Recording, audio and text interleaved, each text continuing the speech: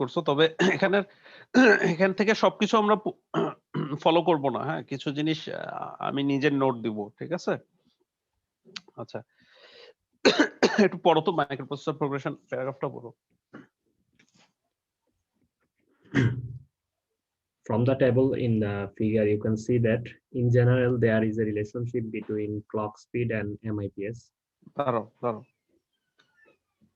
Clock speed আর MIPS এর ভিতর relationship আছে, ঠিক আছে? এই যে এই টেবিলে পড়ো। The maximum clock speed is a function of the manufacturing process and delays within the chip. অর্থাৎ ম্যাক্সিমাম ক্লক স্পিড একটা সিপিইউর, এটা ম্যানুফ্যাকচারের উপর নির্ভর করে, ঠিক আছে? এবং চিপের ভিতর টাইম ল্যাগ বা ডিলে যত কম হয় ক্লক স্পিড তত বাড়বে, ঠিক আছে? পড়ো। There is also a relationship between the number of transistors and MIPS. মিপস না, millions of instruction per second, ঠিক আছে? MIPS. এমআইপিএস আর ট্রানজিস্টরের ভিতর সম্পর্ক আছে। কিরকম সম্পর্ক? পড়ো। For example, the 8088 clocked at 5 megahertz but only executed at 0.33 MIPS. আচ্ছা শোনো, তোমরা আর্কিটেকচারে এই জিনিসগুলো পড়বা। এমআইপিএস থেকে মানে ক্লক সাইকেল গুলো বের করা যায়, কথা বুঝছো কিনা? এটা কিছু নিয়ম আছে, এটা তোমরা কম্পিউটার আর্কিটেকচারে পড়বা, এই জন্য আমি পড়াবো না এখানে, ঠিক আছে? মানে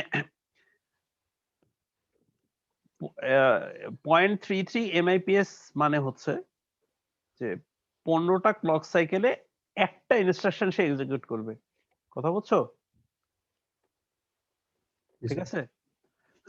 আচ্ছা, এখানে দেখো, যত আমরা উপর থেকে নিচে গেছি আমার এমআইপিএস কি হয়েছে বলতো? ইন জেনারেল বাড়ছে, তাই না? আচ্ছা, আর যত উপর থেকে নিচে গেছি ইন জেনারেল আমার ক্লক স্পিডও বাড়ছে, রাইট? আচ্ছা, ঠিক আছে। কিন্তু একটা জিনিস কি খেয়াল করছো? উপর থেকে যত নিচে গেছি ট্রানজিস্টর বাড়ছে, এমআইপিএসও বাড়ছে। এর কারণ কি? কে বলতে পারবা? যত বেশি ট্রানজিস্টর হবে তত মিলিয়ন মানে বৃদ্ধি পাবে আমার। হ্যাঁ, ট্রানজিস্টর মানে কি? অন অফ, তাই না? 01 01 01 1 হলে ট্রানজিস্টর অন না অফ? অন। আচ্ছা, এখানে তোমাদের একটা প্রশ্ন করা উচিত ছিল আমাকে। ক্লক স্পিড হচ্ছে 5 মেগাহার্টজ, এমআইপিএস হচ্ছে 0.33। এইখান থেকে 1 ইনস্ট্রাকশন পার 15 ক্লক সাইকেল, এটা কিভাবে বের হলো? এটা বের করার কিছু ম্যাথমেটিক্যাল নিয়ম আছে, এটা তোমরা আর্কিটেকচারে পড়বা, ঠিক আছে? সুতরাং এটা আমি এখানে একই জিনিস তো দুই জায়গায় পড়ার দরকার নেই, ঠিক আছে? আমি এটা এখানে উল্লেখ করব না। পড়ো তারপরে। Modern processors can often execute at a rate of 2 instructions per clock cycle. এখন মানে একটা ক্লক সাইকেলে 2টা ইনস্ট্রাকশন করতে পারে, আরো বেশি ইনস্ট্রাকশন করতে পারে বর্তমানে, ঠিক আছে? তারপরে that improvement is directly related to the number of transistors on the chip. অর্থাৎ ট্রানজিস্টর যত বেশি হবে তত বেশি তোমার ইনস্ট্রাকশন আমি কি করতে পারবো? একসাথে প্রসেস করতে পারবো, রাইট? আচ্ছা, এটা বুঝতে পারছো কিনা? আর ব্যাখ্যা দেওয়া লাগবে? কারো কোনো প্রশ্ন আছে এখানে?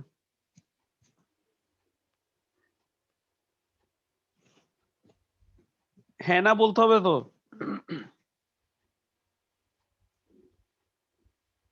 আচ্ছা, কি বিরক্তিকর বলো তো, তোমরা কি মানে আসো নাকি নাই? আমি কিভাবে বুঝবো? স্যার বুঝছি স্যার। তো এটা এতক্ষণ লাগে কেন? কিরে জাওয়াত বলবি না ভাই? একজন আরেকজনকে একজন চিন্তা বললে তো করো। হবে না সবার কথা। হ্যাঁ, তো তোর তো মাইক অন করা ছিল তাই বললাম আর কি। কারো সমস্যা থাকলে বলো, সেটা বলবে। কারো সমস্যা থাকলে বলো।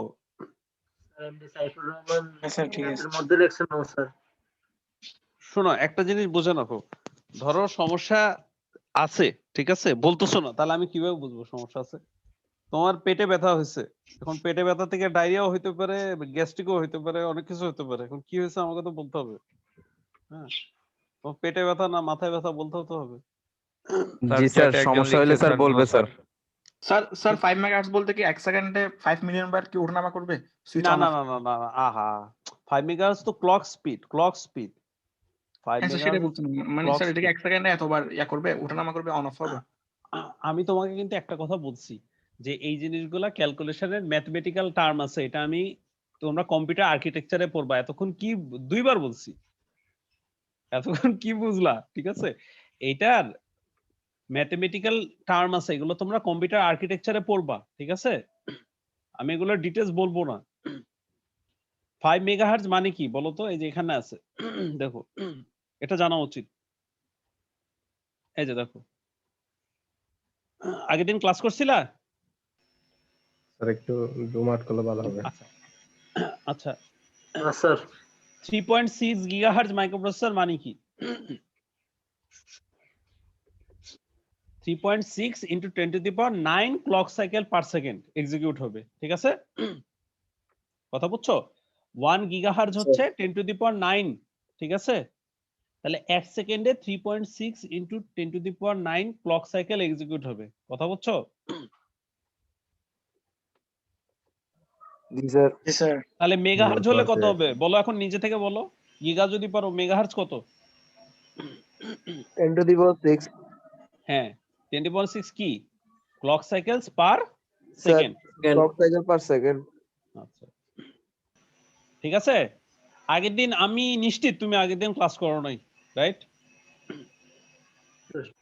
হুম, স্যার শোনো, এখানে একটা কোশ্চেন ছিল স্যার। বলো।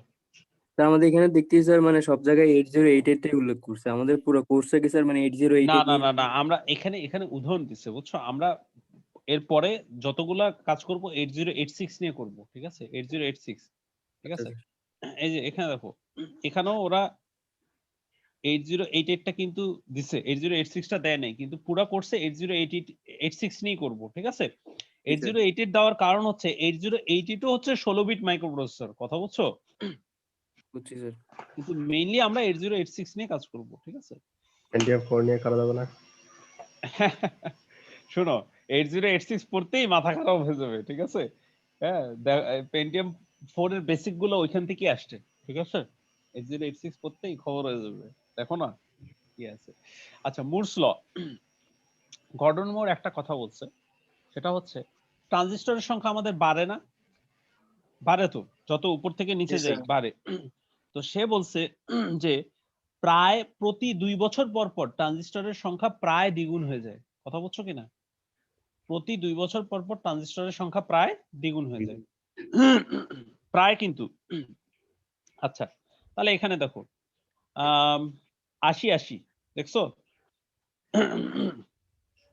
8080 রিলিজ হয়েছে কত সালে? 1974, আচ্ছা, ট্রানজিস্টর কয়টা? 6000, আচ্ছা, পরেরটা 29,000 রিলিজ ডেট বলো না। 1979 আচ্ছা, তাহলে গর্ডন মুর কি বলছে? প্রতি 2 বছর পর পর ট্রানজিস্টরের সংখ্যা প্রায় দ্বিগুণ হয়ে যায়। কি হয়? প্রায় প্রায় কিন্তু। ঠিক আছে, আচ্ছা, তাহলে 1974 এ যদি 6000 ট্রানজিস্টর হয়, 2 বছর পর কত হওয়া উচিত 1976 এ? 12,000, 12,000 sir. আচ্ছা, প্রতি বছর তাহলে 3000 করে বাড়তেছে, তাই না? তাই তো, Sure. তাই তো নাকি? কথা বল না। জি স্যার 3000 করে বাড়তেছে প্রতি বছর। আচ্ছা, তাহলে 1976 এ কত? 12000। জি কিভাবে 3000 বলো তো? 2 বছরে 6000, জি তাহলে 1 বছরে 3000। ঠিক আছে, 1976 এ 12000। 1978 এ কত হওয়া উচিত? 24 24,000, 18,000 কি 18000? 24,000 sir. 24 হবে স্যার। 24,000 প্রায় দ্বিগুণ বাড়ে, দ্বিগুণ বাড়ে। আহারে, 6000 এর দ্বিগুণ কত? জি স্যার। 12000। 12000 এর দ্বিগুণ কত? তো তো অঙ্ক পারো না দেখি। 12000 স্যার এর 12 দ্বিগুণ দ্বিগুণ হচ্ছে স্যার 24 স্যার। 24, তো 18 কে বলছে? তো যোগ আই করে। Don't know sir. স্যার মানে প্রত্যেক বছর 3 করে বাড়ে, ওইটা মনে করছিলাম স্যার। এখন প্রতি বছর কত বাড়তেছে বলো? এখন প্রতি বছর কত বাড়তেছে? 6 করে স্যার। এখন কিন্তু 6000 করে বাড়তেছে, বুঝছো কি না? জি স্যার। আচ্ছা, এখন কিন্তু বেড়ে গেছে তাই না? 6000। আচ্ছা, তাহলে 1978 এ কত হওয়া উচিত? এত ভাঙ্গায় বলতে হয় কত? ও, 24,000 হওয়ার কথা। 24,000। তাহলে 6000 করে বাড়তেছে। 1979 এ কত হওয়া উচিত? 24,000 প্লাস 6000 কত? 30 হওয়ার কথা ছিল। 30,000। দেখো 1979 এ 29,000, 30,000 এর কাছাকাছি না? জি স্যার। তাহলে কি মুরের ল এটা ফলো করে নাকি করে না? করে। আচ্ছা, তাহলে এটা কি লিখছে পড়ো। The implication of this law is that the processing power of microprocessor, এই ছেলে, তুমি তো প্রথম লাইনই পড়ো নাই। the number of transistors incorporated in a chip will approximately double every 24 months. তারপরে The implication of this law is that the processing power of microprocessor also increase. প্রথম লাইনটা কি বোঝাইছে বলো। বলছে যে একটা মাইক্রোপ্রসেসরে প্রতি 2 বছরে যে ট্রানজিস্টর সংখ্যা আছে তার দ্বিগুণ করে বৃদ্ধি পাবে। বুঝি নেই। প্রতি 2 বছরে, সরি, প্রতি 2 বছরে 24 মাসে ট্রানজিস্টর সংখ্যা স্যার প্রতি 2 বছরে আগে যা ছিল প্রতি 2 বছর পর ওটা দ্বিগুণ হইতে থাকবে। দ্বিগুণ না প্রায় দ্বিগুণ? প্রায় দ্বিগুণ। প্রায় দ্বিগুণ স্যার। প্রায় দ্বিগুণ স্যার। 24 মাস কয় বছর? 2 বছর। 2 বছর। আমি 2 বছর বলছি, এখানে 24 মাস লেখা আছে, ঠিক আছে? জি স্যার। স্যার এই জিনিসটা কি স্যার এমনি হয়, মানে অটোমেটিক ডবলে যায়? এইটা ল কেন ফলো করতেছে? আহারে, এটা মুর একটা ল দিছে, সে দেখছে যে এরকম করেই ট্রানজিস্টরের সংখ্যাগুলো বাড়ে। নিজে নিজে ল বানাইছে। হ্যাঁ, সে একটা ল দিছে, গর্ডন মুর, ইন্টেল যে কো-ফাউন্ডার, সে দেখছে যে নিজে নিজে ল বানায় নাই। তো কি বলো না বলো। না স্যার, মানে স্যার দেখে স্যার ল বলে দিছে আর কি স্যার। হ্যাঁ, ঠিক আছে, সে দেখছে যে এরকমই হয়, ঠিক আছে? 2 বছর পর পর প্রায় ট্রানজিস্টরের সংখ্যা দ্বিগুণ হয়ে যায়, ঠিক আছে? এই ইন্টেল কোম্পানিকে স্যার এখন শোনো, ফালতু কথা তোমরা বেশি বলো, বুঝছো? আমার মাথা ব্যথা করতেছে। তোমরা এর ভেতর কি সব প্রশ্ন করো, প্রশ্নগুলো একটু ভালো প্রশ্ন করো, ঠিক আছে? তোমাদের মাঝে মধ্যে তোমাদেরকে পড়ালে মনে হয় স্কুলে পড়াইতেছি, ঠিক আছে? আচ্ছা, এখন এই মূল স্লটা, তবে প্রশ্ন করবা, ঠিক আছে? প্রশ্ন করবা, ঠিক আছে? আবার ইয়ে করবা না। স্যার যতদূর জানি স্যার এই লটা তো এখন আর ফলো হয় না, মানে এখন আর পারে না ওরা। আর কত বাড়াবে বলো ট্রানজিস্টর, ঠিক আছে? এই জন্য কি ওনার ল লিখছে? তো স্যার ফলস হয়ে গেল। না, এই জন্য লিখছে অ্যাপ্রক্সিমেটলি, বুঝছো? অ্যাপ্রক্সিমেটলি, কথা বুঝছো? অ্যাপ্রক্সিমেটলি কথাটা এমনি লেখে নাই। তোমরা যদি এটার ইয়েতে অ্যাপ্রক্সিমেটলি কথাটা না লেখো, ঠিক আছে, তাহলে লটা 0 মার্কস পাবা। অ্যাপ্রক্সিমেটলি লিখবা, অ্যাপ্রক্সিমেটলি লিখলে কোনো সমস্যা নাই, ঠিক আছে? কোনো ফলস হয় নাই, চিন্তা ভাবনা করে লিখছে। না স্যার, ইন্টেল তো স্যার 5-6 বছর ধরে এক জায়গায় বসে আছে এখন। আচ্ছা, দেখো স্যার আমার একটা কোশ্চেন ছিল স্যার। বলো।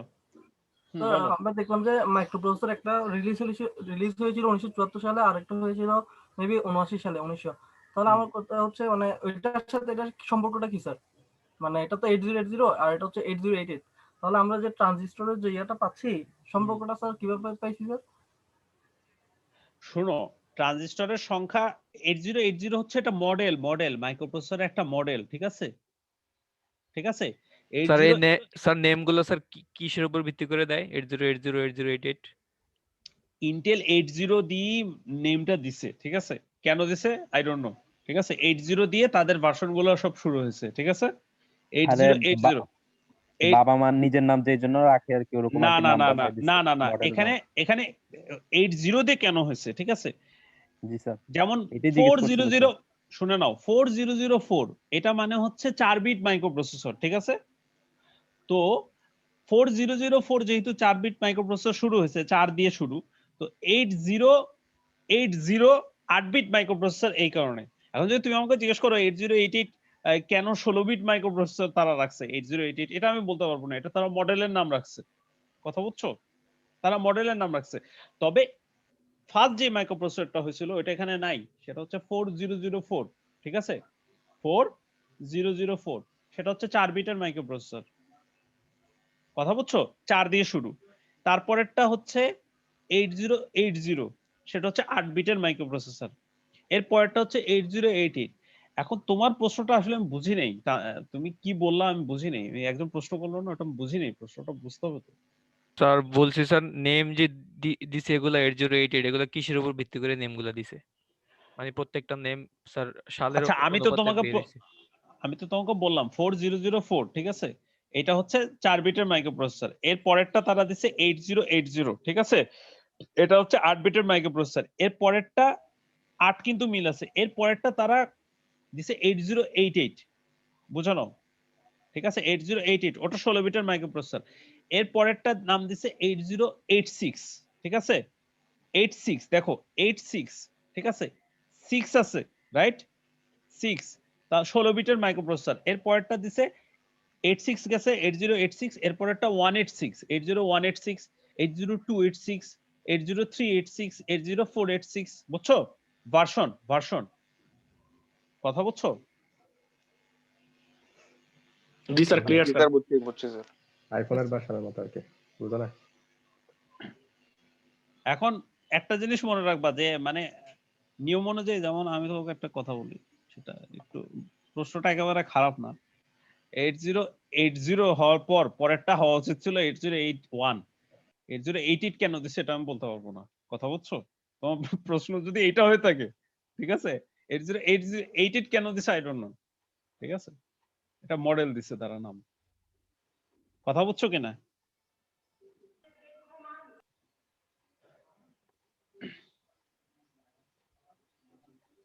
বুঝছো? উইন্ডোজ 8 এর পরে উইন্ডোজ 10 স্যার যেভাবে বের জি করছে স্যার। আর কি, মাঝখানে ঠিক 9 নাই আছে, এরকম আর কি। ঠিক আছে, এখন আমি বলতে পারবো না এটা। আচ্ছা, কোর কাকে বলে বলো তো? কোর এটা বুঝছো? এই ইয়ের কথা বুঝছো? ল বুঝছো? জি স্যার। জি স্যার। আচ্ছা, এখন আমাকে একটা কথা বলো তো, যে এই যে প্রতি 2 বছর পর পর ট্রানজিস্টরের সংখ্যা যে প্রায় প্রতি 2 বছর পর পর ট্রানজিস্টরের সংখ্যা যে প্রায় 2 বছর পর পর ট্রানজিস্টরের সংখ্যা যে প্রায় দ্বিগুণ হয়ে যায়, ঠিক আছে, এই দ্বিগুণ হলে, ট্রানজিস্টরের সংখ্যা দ্বিগুণ হলে প্রসেসিং পাওয়ার বাড়ে না কমে পিসির? স্যার বাড়ে স্যার। পারবে স্যার। বাড়ে। এই যে এই কথাটাই লিখছে এখানে, ঠিক আছে। আচ্ছা, কোর কাকে বলে কে বলতে পারবা? স্যার ওইটাই স্যার ইন্ডিভিজুয়াল একটা নিজে একটা প্রসেসর আর কি স্যার স্যার। তাহলে প্রসেসরের কি ভিতরে স্যার প্রসেসর। ট্রানজিস্টর স্যার যত বাড়াবো তত প্রসেসরের ক্ষমতা বাড়বে স্যার? হ্যাঁ, প্রসেসিং ক্ষমতা বাড়বে, হ্যাঁ। আচ্ছা, তাহলে কোর কাকে বলে? স্যার একটা ফুল ফাংশনাল প্রসেসর বলা যায় স্যার একটা কোরকে। কোর কি পার্টিশন না? আসলে পার্টিশনিং করে কিন্তু পার্টিশনিং হয়, তাই না? জি স্যার। আচ্ছা আচ্ছা, প্রত্যেকটা কোর আলাদা আলাদা ভাবে কি করে? ইনস্ট্রাকশন ফেচ করে আর এক্সিকিউট করে, রাইট? জি স্যার। আচ্ছা, তাহলে প্রত্যেকটা কোর কি আলাদা আলাদা ভাবে একটা টাস্ক করবে, জি স্যার। এবং যত বেশি কোর থাকবে স্পিড বাড়বে না কমবে? পারবে। স্যার বাড়বে। হ্যাঁ, তাহলে পড়ো। Each course execute a separate task in a program. This increases the speed of execution. Intel recently demonstrated a version of the Core 2 that contains 80 cores. তাহলে প্রত্যেকটা কোর আলাদা আলাদা ভাবে কি করবে? ইনস্ট্রাকশন ফেচ আর এক্সিকিউট করবে। হ্যাঁ, এখানে কোর টু মাইক্রোপ্রসেসরে 80টা কোর আছে। ফিচার অফ মাইক্রোপ্রসেসর পড়ো। It's hard to make predictions. A new technology jointly developed by Intel and HP may occur. অনেক আগের। হ্যাঁ, পড়ো। It's called hyperthreading. With this technology, many microprocessors communicate directly with each other, allowing parallel processing without any change to the instruction set or program. তারপরে This technology will allow parallel processing without writing any special programs. তারপরে So to scroll here. Along with this, the speed of RAM and data transfer speed of mass storages may increase. আচ্ছা, এটা আগে তো মনে করো যে feature কি হতে পারে, ইন্টেল আর এইচপি একসাথে কাজ করতে পারে, এটাকে আমরা হাইপার থ্রেডিং বলবো, ঠিক আছে। তো এখন মনে করো আমি মাইক্রোপ্রসেসর রাখছি আমার পিসিতে, ঠিক আছে। এখন একটা মাইক্রোপ্রসেসর আরেকটা মাইক্রোপ্রসেসরের সাথে ডাইরেক্টলি কি করবে? কমিউনিকেট করবে, ঠিক আছে। জি স্যার। শুনতেছো? এখন দেখো তোমাদের একটু বলি, এই টেবিলটা দেখছো না? জি স্যার। আচ্ছা দেখো 8080 যেই ইনস্ট্রাকশন সেট ইউজ করে 8088 কিন্তু সেই হুবহু একই ইনস্ট্রাকশন সেট ইউজ করে না। কথা বুঝছো কিনা? বুঝো নাই?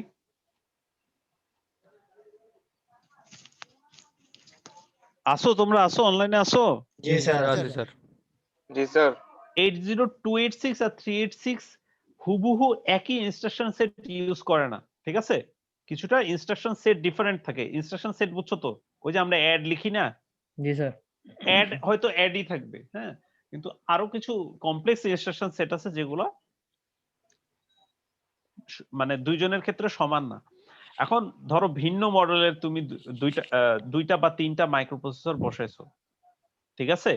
তারা প্যারালাল প্রসেসিং করতেছে। প্যারালাল প্রসেসিং মানে কি? স্যার একসাথে কয়েকটা কাজ করতে পারতেছে। রাইট একসাথে করতেছে প্রসেসিং। হ্যাঁ, এখন দুইজনের কারোরই ইনস্ট্রাকশন সেট চেঞ্জ করতে হচ্ছে না। কথা বুঝছো? দুইটা কিন্তু ভিন্ন মডেলের, একটা ইন্টেলের মাইক্রোপ্রসেসর আর একটা কিসের, এইচপির মাইক্রোপ্রসেসর। কিন্তু এটা আমি এমন ভাবে ডিজাইন করব যাতে কি কারোর ইনস্ট্রাকশন সেট চেঞ্জ না করতে হয়, ঠিক আছে? তাহলে এটা করলে কোন স্পেশাল প্রোগ্রাম তোমার লিখতে হবে না, প্যারালাল প্রসেসিং হতে থাকবে, ঠিক আছে? এমন ভাবে আমি ম্যানুফ্যাকচারিংটা করব, ঠিক আছে? এবং এই ক্ষেত্রে র‍্যামের স্পিডও বাড়বে এবং ডেটা ট্রান্সফার স্পিডও বাড়বে। বোঝা গেছে?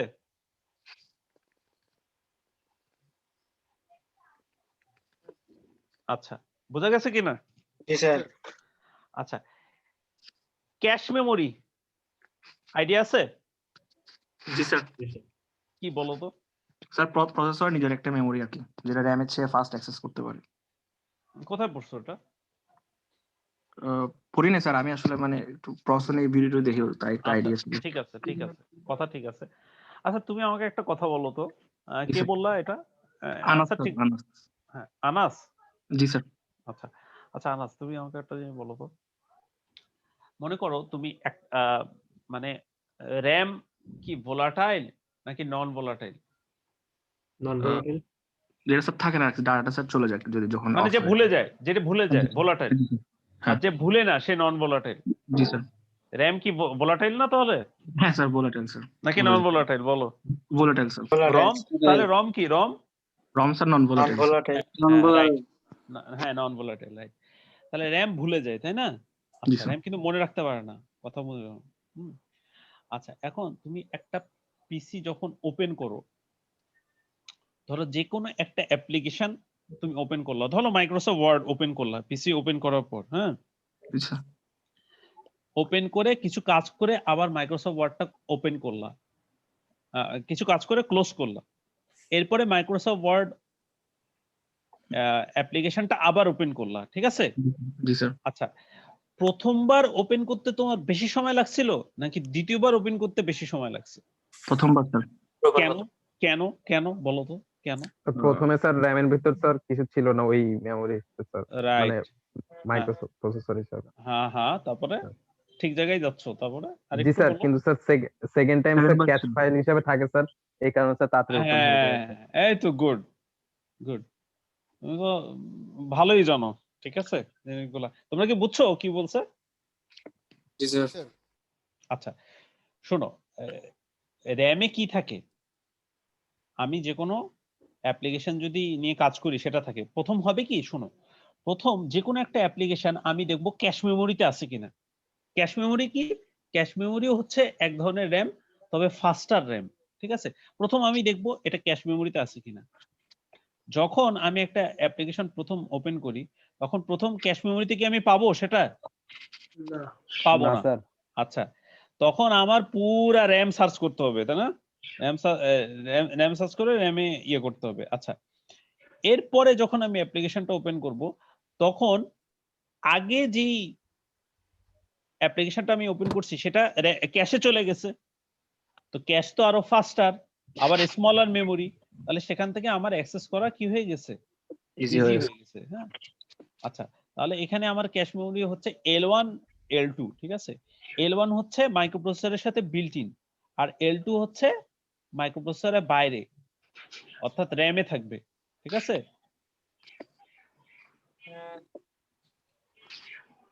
কথা বুঝছো কিনা? জি স্যার। তা যদি L2 L3 এগুলো যদি বাইরে থাকে তাহলে না না না, বাইরের না, শুনো, কথা হচ্ছে একটা বিল্ট ইন, ঠিক আছে, অর্থাৎ মাইক্রোপ্রসেসরের সাথে L1 বিল্ট ইন, ঠিক আছে, মাইক্রোপ্রসেসরের সাথে আছে।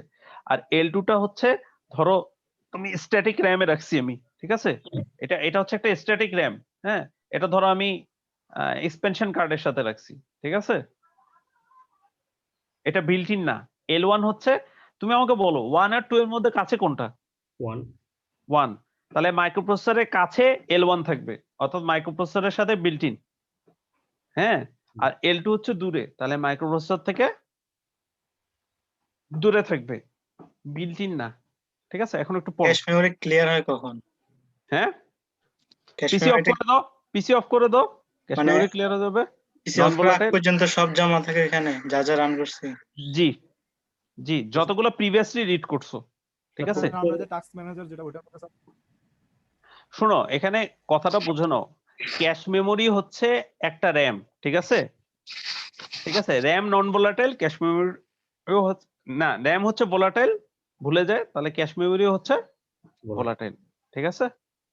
প্রসেসর কেনার সময় তো L2 L3 ক্যাশও বলে দেয় তারা। হ্যাঁ হ্যাঁ, বলে দে, ঠিক আছে। আচ্ছা, ইয়ে করো, পড়ো একটু। Cache memory is random access memory that a computer microprocessor can access more quickly than it can access a regular RAM. এটা মানে কি? এটা মানে কি?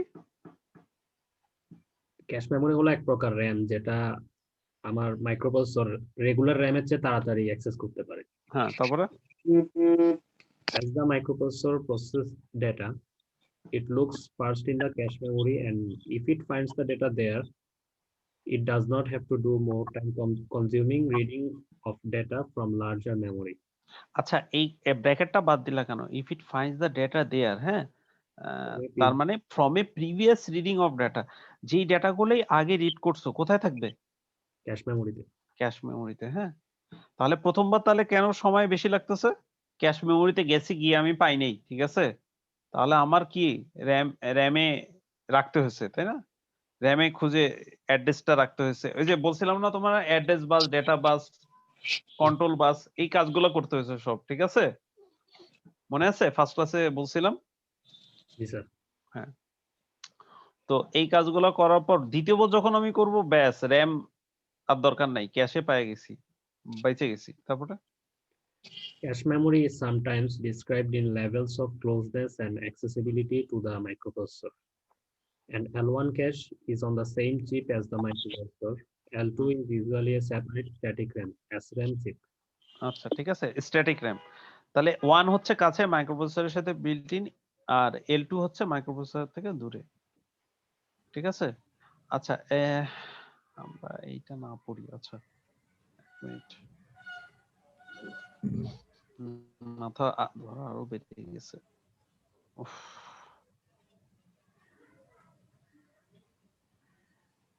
আচ্ছা, তোমাদের কিছু হোমওয়ার্ক দিচ্ছি আমি, হ্যাঁ, খাতা কলম আনো। স্যার একটা কথা ছিল। বলো।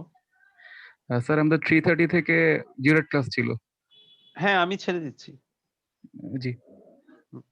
তোমাদের হোমওয়ার্ক দিচ্ছি একটা, দেখো, তুমি ক্যারেক্টারিস্টিক্স লিখবা, ঠিক আছে।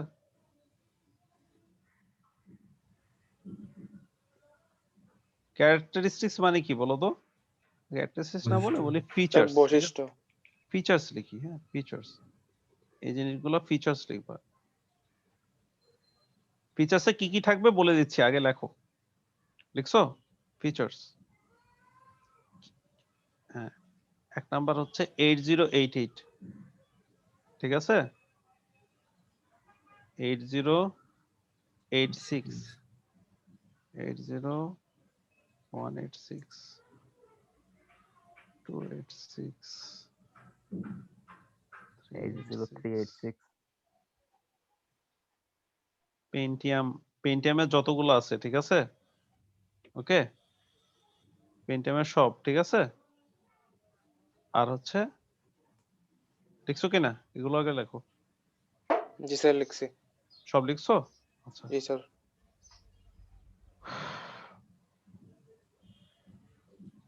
পেন্টিয়াম, আচ্ছা, তারপর হচ্ছে Core i3, Core i5, Core i7, ঠিক আছে? এটা পরে পাবা, এটা ঠিক আছে? লিখছো? জি স্যার।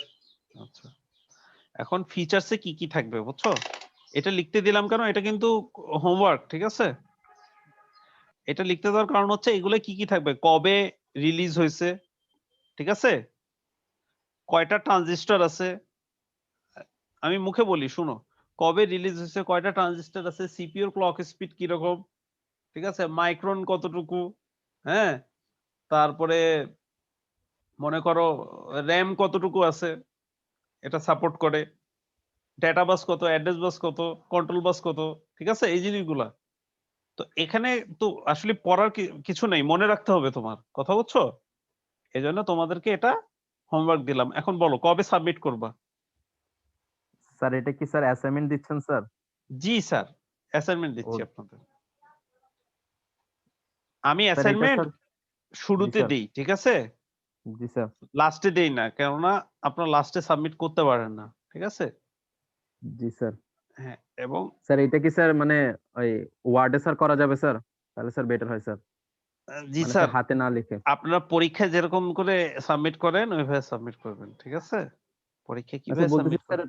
মানে টেক্সট ফাইল দেওয়া যাবে নাকি স্যার? এটা বললাম আর আরে কি। পরীক্ষায় কিভাবে সাবমিট করেন? লিখে ফাইনাল সাবমিট করেন পরীক্ষায় তো না? স্যার লিখে সাবমিট পরীক্ষাতে করছি। স্যার হাতে লিখে দেই, এখানে কি টাইপ করে দেওয়া যাবে? জি না। স্যার দিতে পারলে স্যার ভালো হইতো স্যার। হ্যাঁ, সবাই কপি পেস্ট করবেন। না স্যার আপনি স্যার চেক করিয়েন না স্যার। স্যার, সত্যি স্যার করবো না আমরা এসব। আমরা তো স্যার কপি করলে স্যার হাতে লিখে কপি করবে কাটাকাটি স্যার। করে করতে হবে। আচ্ছা, জানেন ফ্লেক্সিবিলিটি আছে, ঠিক আছে? যার ইচ্ছা হাতে দিবে, যার ইচ্ছা ওয়ার্ডে দিবে, ঠিক আছে? Thank সুবিধা you, করে sir. দিলাম। আর কত ফ্লেক্সিবিলিটি দিব? ডেডলাইন বলেন। স্যার ডেডলাইন স্যার কালকে দেন স্যার, সমস্যা নেই স্যার। এই কি কালকে? স্যার কালকে আমাদের পরীক্ষা আছে sir. Sir next week sir. আমাকে নেক্সট উইক ভালো হবে। আস্তে নেক্সট আস্তে উইক ও টাইম দাও, টাইম দাও। স্যার নেক্সট বুধবার। স্যার নেক্সট বুধবার। আমি তাহলে ইয়েতে দিয়ে দিচ্ছি, হ্যাঁ, এটা নেক্সট ওয়েডনেসডে, ওকে? জি স্যার। তোমরা একটু হোয়াটসঅ্যাপে আমাকে কোশ্চেনটা পাঠিয়ে দাও তো, আমি এটা আপলোড করে দিব। হোয়াটসঅ্যাপে একটু পাঠিয়ে দাও। নেক্সট ওয়েডনেসডে, হ্যাঁ? ডেটটা কবে? 27? ডেট বলো। 27 জানুয়ারি 2021। এটা কি 27ই হয়? আন্দাজে বলছি কিন্তু আমি। জি স্যার 27। জি স্যার 27। ওকে, ঠিক আছে, তোমরা ভালো থেকো, হ্যাঁ? আমার ক্লাস এমনি বুঝতেছো তো নাকি?